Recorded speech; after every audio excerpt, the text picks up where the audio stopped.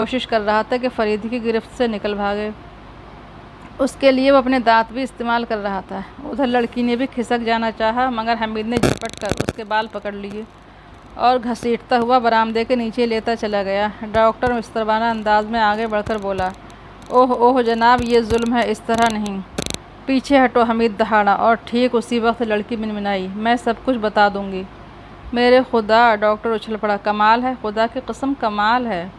حمید، گاڑی سے ہتھکڑیاں، فریدی نے برآمدے سے آواز دی، پچھلی سیٹ کے نیچے۔ ڈاکٹر، لڑکی کا خیال رکھو قانون کے نام پر۔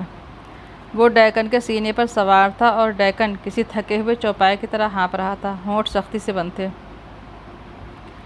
کچھ دیر بعد وہ پھر انہی کرسیوں پر نظر آئے۔ ڈیکن اور لڑکی کے ہاتھوں میں ہتھکڑیاں تھیں لیکن لڑکی کا چہرہ سرخ ہو رہا تھا، وہ بہت زیادہ غصے میں تھی۔ ڈیکن کی آنکھیں بند تھیں اور وہ مردوں کی طرح آرام کرسی پر پڑا ہوا تھا۔ دفعتاً لڑکی غرائی، ڈیکن تم سے زیادہ خود غرض کتا آج تک میری نظروں سے نہیں گزرا۔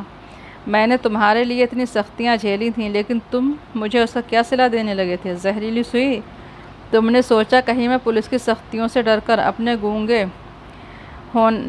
نہ ہونے کا اعتراف ہی نہ کر لوں، اس لیے تم نے یہ سوئی؟ وہ خاموش ہو کر ہانپنے لگی، پھر فریدی کی طرف دیکھ کر بولی، یہ اتنا کمینہ اور بے ضمیر آدمی ہے کہ اپنی بیوی کو بھی بلیک میل کرتا رہا تھا۔ اس نے اور بھی کہنا چاہا لیکن فریدی نے ہاتھ اٹھا کر کہا، میں جانتا ہوں، تفصیل میں جاننے کی ضرورت نہیں ہے۔ تھیلما نے اسے تشکر آمیز نظروں سے دیکھا۔ فیروز نروس نظر آنے لگا تھا اور ڈاکٹر کے ہونٹوں پر عجیب سی مسکراہٹ تھی۔ اس نے پہلے فیروز پر نظر ڈالی اور پھر تھیلما کی طرف دیکھنے لگا۔ تھیلما کی پلکیں جھک گئیں اور ڈاکٹر باہر پھیلے ہوئے اندھیرے میں گھورنے لگا۔ تم ڈاکٹر کے یہاں کیوں آئی تھیں؟ فریدی نے لڑکی سے پوچھا۔ آپ اگر ڈیکن تک نہ پہنچتے تو اس کی نوبت ہی نہ آتی، ہم بدستور اپنا کام کرتے رہتے۔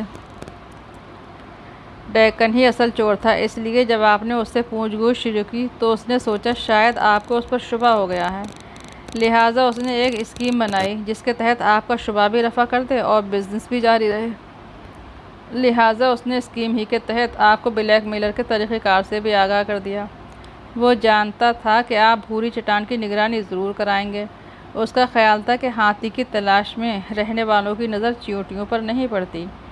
آپ کو وہاں کسی آدمی کی تلاش ہوتی لیکن پیکٹ تو چوہے کھسکاتے۔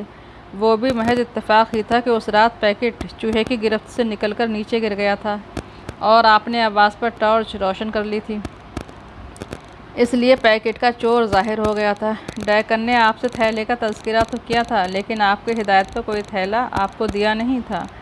وہ ایسا کر ہی نہیں سکتا تھا، اگر کرتا تو تھیلے کی خصوصیات آپ پر ظاہر ہو جاتی۔ جہاں کسی چوہے تک اس کی بو پہنچتی وہ اسے حاصل کر لینے کے لیے بے تاب ہو جاتا۔ بہرحال اس نے یہ کہہ کر آپ کو ٹال دیا کہ اس بار ابھی تک بلیک میلر کی طرف سے تھیلا نہیں ملا۔ وہ جانتا تھا کہ اس کا کوئی شکار کبھی آپ تک پہنچ ہی نہ سکے گا، اس لیے اس کا سوال ہی نہیں پیدا ہوتا کہ تھیلا کبھی آپ کے ہاتھ لگے۔ ویسے ان شکاروں کے معاملے میں وہ ذرا محتاط ہو گیا تھا جن پر آپ کی نظر پڑ سکتی ہے، بالکل اسی طرح جیسے آپ خود اسی پر چڑھ دوڑے تھے۔ میرا خیال ہے کہ آپ کو شبہ تھا کہ ڈیکن کو بھی بلیک میل کیا جا رہا ہوگا، کیونکہ وہ بھی ہینری گیل ہی کی طرح کم سے کم پولیس کی لسٹ پر پہلے ہی سے تھا۔ بہرحال اس نے جو ڈرامہ کیا تھا اس کے لیے اس نے مجھے باقاعدہ وقت دیا تھا کہ میں اس کے نمبر ڈائل کر کے بدلی ہوئی آواز میں آپ کو مخاطب کروں۔ اس طرح آپ کے شبہات بھی رفع ہو جاتے اور آپ یقین کر لیتے کہ وہ حقیقتاً بلیک میل کیا جا رہا ہے۔ میں نے پوچھا تھا کہ تم ڈاکٹر کے یہاں کیوں آئی تھیں؟ فریدی بولا۔ ڈاکٹر بیچارہ تو بہت پہلے سے غیر شعوری طور پر اعلی کار بنتا رہا تھا۔ زہروں اور ان کے استعمال کے بارے میں ڈیکن کی معلومات اسی کی راہین منت ہیں۔ پلے پلائے چوہے بھی یہیں سے چرائے جاتے تھے لیکن ڈاکٹر کو اس کی خبر نہیں تھی۔ اسے شاید یہ بھی نہ معلوم ہو کہ ڈیکن نے اسی کی ایک دریافت سے فائدہ اٹھایا تھا۔ یہ دریافت تھی وہ مادہ جس پر چوہے جان دیتے ہیں۔ اس سے کس طرح فائدہ اٹھایا؟ ڈاکٹر چونک پڑا لیکن لڑکی اس کی طرف توجہ دیے بغیر کہتی رہی، میں ڈاکٹر کے یہاں اس لیے آئی تھی کہ پہاڑیوں سے قریب رہ کر ڈیکن کے متعدد شکاروں سے رقومات بھی وصول کرتی رہوں اور جب ضرورت پیش آئے چوہے بھی بآسانی چرا سکوں۔ گونگی کا رول خاصا کامیاب رہا تھا۔ جب بھی مجھے رات کو رقم وصول کرنے پہاڑیوں میں جانا ہوتا تھا ڈاکٹر کو کافی میں خواہ باور دوا دے دیتی تھی اور وہ گھنٹوں اطمینان سے سوتا رہتا تھا۔ پھر فریدی کے استفسار پر اس نے اعتراف کیا کہ ہینری گیل کو اسی نے بیوقوف بنایا تھا۔ ہلدا گار فیلڈ کے نام سے وہی اس کے محکمے میں ملازم تھی اور ہینری گیل کیس کا فائل اسی نے اڑایا تھا، اور اس نے حمید کو کہتے سنا تھا کہ فلاں دن تارجام سے کچھ کاغذات لائے گا۔ بہرحال ہینری گیل کو پھانسنے اور اس معاملے کی پبلسٹی پولیس ہی کے ذریعے کرانے کے لیے وہ سب کچھ کیا گیا تھا۔ مقصد یہ تھا کہ اس کے شکار ہمیشہ اس سے مرعوب رہیں، نہ صرف شکار بلکہ پولیس بھی۔